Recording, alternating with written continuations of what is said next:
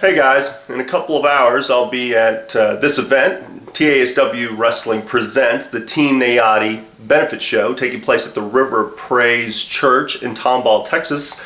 So if you're in the Houston area, in the Humble area, if you're anywhere near Tomball, come check out 6 exciting matches, but all for a worthy cause. One of our sisters in the business battling Hodgkin's disease. Definitely, medical bills are definitely a big expense, and I know she's a fighter. I know she's fighting through this, being a mother of 3 and a wife, and again, a fellow wrestler. As soon as I heard about this benefit, I jumped at the chance because I felt like it was a really worthwhile cause. And, again, if you're in the Houston area, or Tomball area, feel free to come check it out. It's a $10 minimum donation. All proceeds are going to hers and her medical bills. So, again, very worthwhile cause.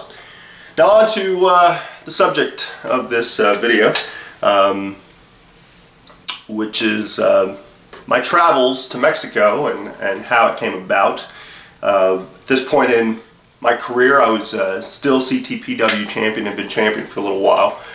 And we were lucky in a sense. We were starting to get a lot of veterans coming by to give us some knowledge and help train us and whatnot.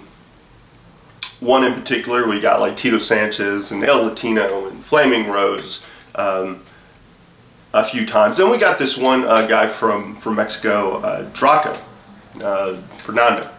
Came in, and I think he wanted to get some guys to perform in Mexico and also get a chance to perform himself, get back there and possibly bring in some luchadors to some of the Texas shows, some of the shows that CTPW was working on. I mean, they were working for a number of companies at the time, working with a number of companies like LSWA and OCW and HCW and a few others.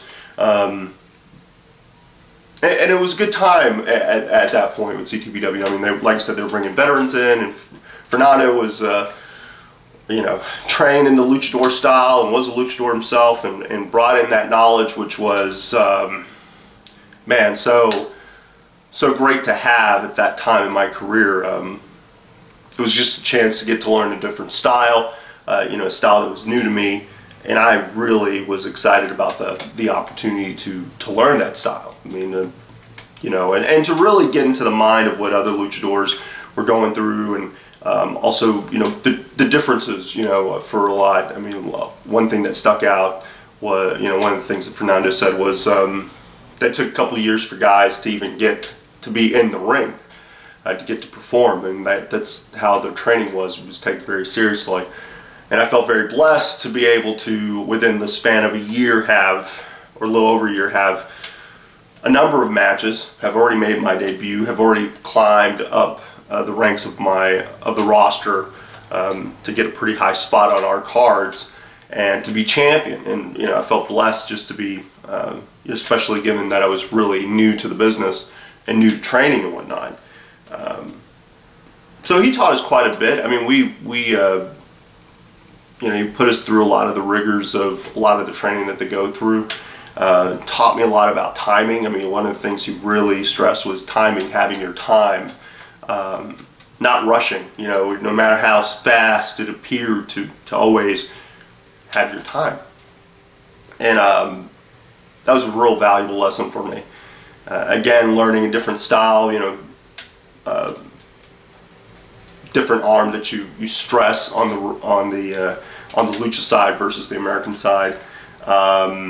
Again, the timing issue, certain nonverbal cues, make sure you're making eye contact with your opponent at all times so you're both aware of each other. Being able to give up the spot so that someone, your opponent can have their time as well. It's very valuable stuff, very valuable stuff. And again, I felt like I caught on, at least the mechanics of it. I felt me and Russell especially, Russell's always amazed me with his ability to just adapt. But I felt I was adapting as well. Got to make my debut. So we trained a bit, and after a while we were able to secure a spot into Mexico.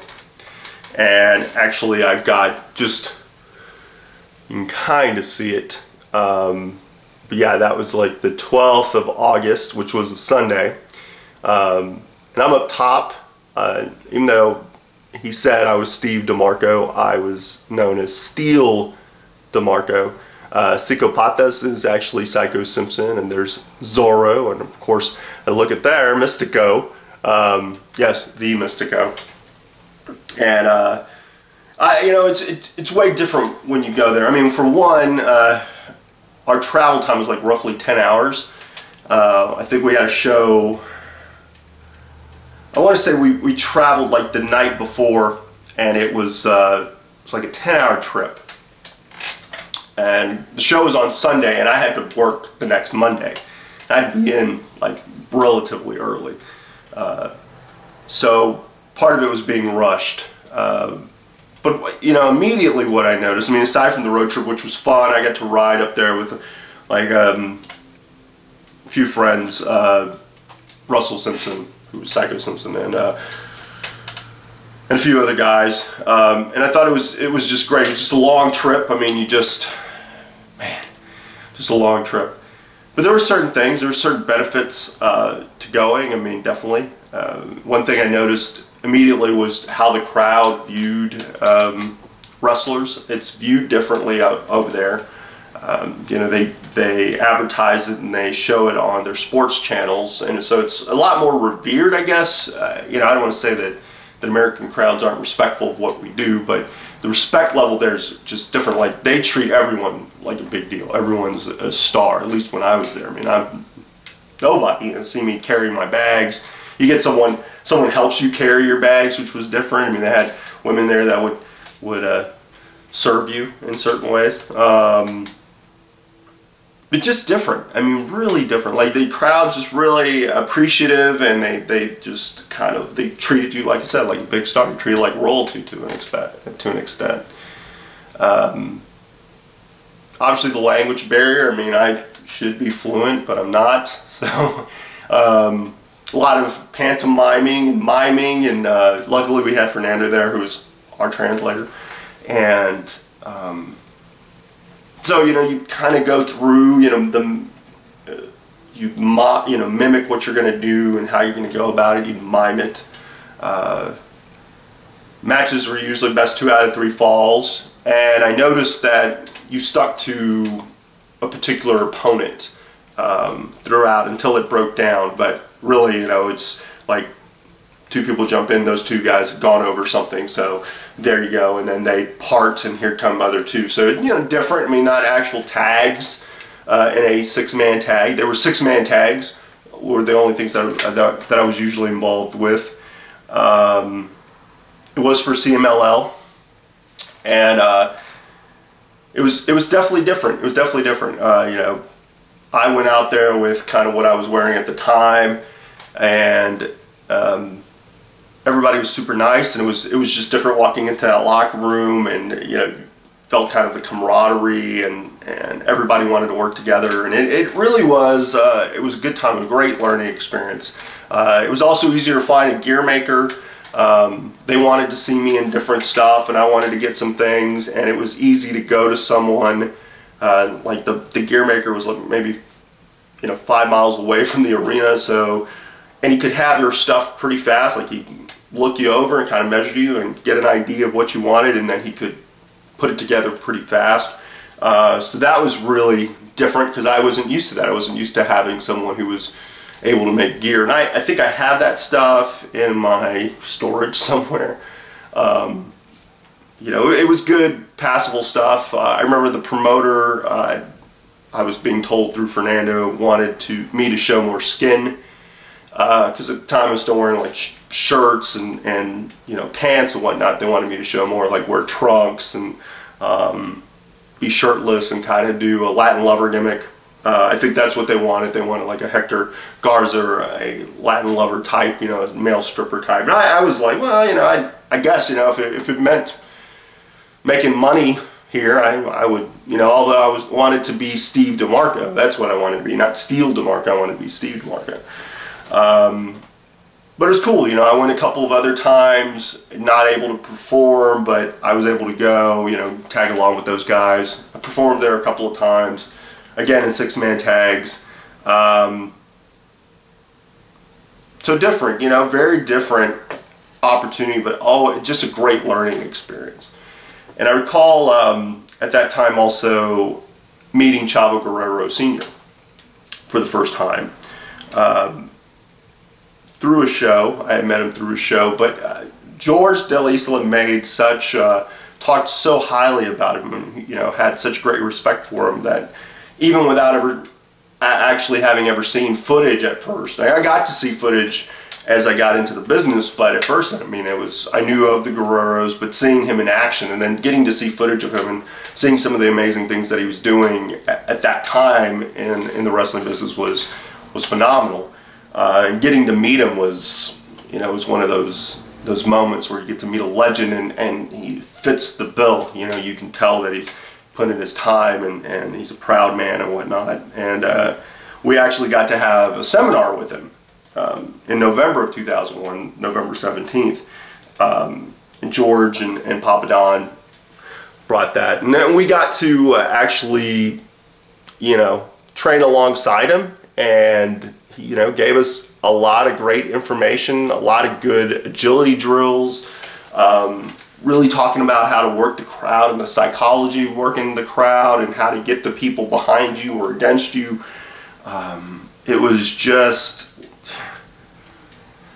I gotta say, you know, that period of time was such a great learning experience. I learned so much as far as, you know, from different veterans. I was doing more shows. So I was really getting an idea of like the performance aspect, and I was confident because I was champ at CTPW and also a tag champ at TXW, and it really just set in motion so many things. I mean, I had that taste of a big stage, like in Mexico, and I wanted more, and I wanted to perform on bigger stages, and it started to you know, probably, you know, plant the seeds of what was going to happen next for me. I look back at those times as just really you know, just a great time of exploration for myself, and really getting to live the life of being a professional wrestler, traveling the roads with you know, the brothers and sisters within the business.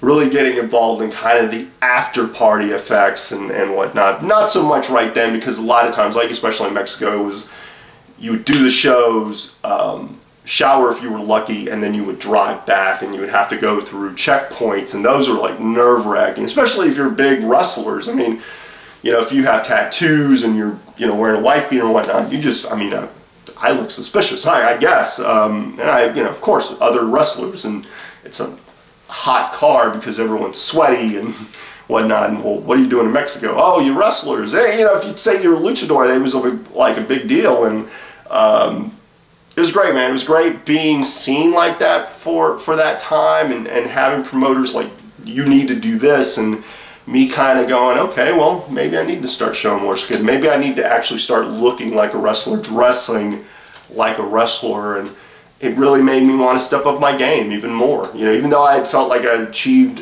you know, a certain level of success, I wanted to achieve more.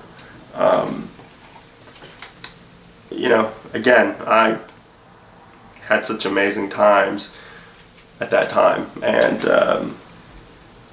it's really one of those things, you know, one of those things I look back at fondly. But before I close, again, if you're in the Tomball area, 5 p.m.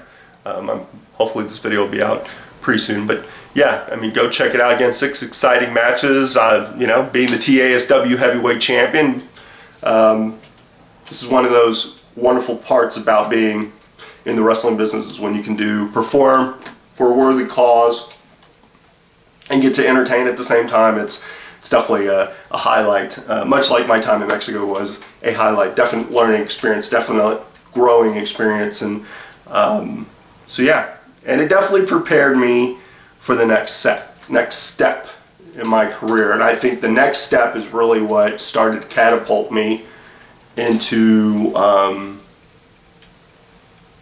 started to get me noticed more. I mean, everything was leading up to what was going to happen next, and it was a time, definite great time in my life, and some fun-filled adventures. So my next video will focus on that, and will be my time with EWF, Elite Wrestling Federation. I will also be talking about traveling with the likes of Psycho Simpson and Devastator, and some of the things that came about with EWF. I mean, a lot of things, man, it's, I might be putting that video out pretty fast. But again, if you're in the area, and I'll be talking about future dates, I'll be talking about that. If you have any questions, feel free to ask. Maybe I'll include a Q&A at some point in these Chronicles. Again, I appreciate everybody watching this. I know it's a little back and forth, but it's show day, and so I'm a little like, okay, what's next? What's next? Got to get my ADD in check. So, and it's hyperactive cousin ADHD. But again, that's a different topic for a different time, for a different video. I appreciate all of your input, all of your feedback. The fact that you just watch and comment is glorious enough. But like I always like to say, stay cool, stay sexy, stay classy. And until the next time, later.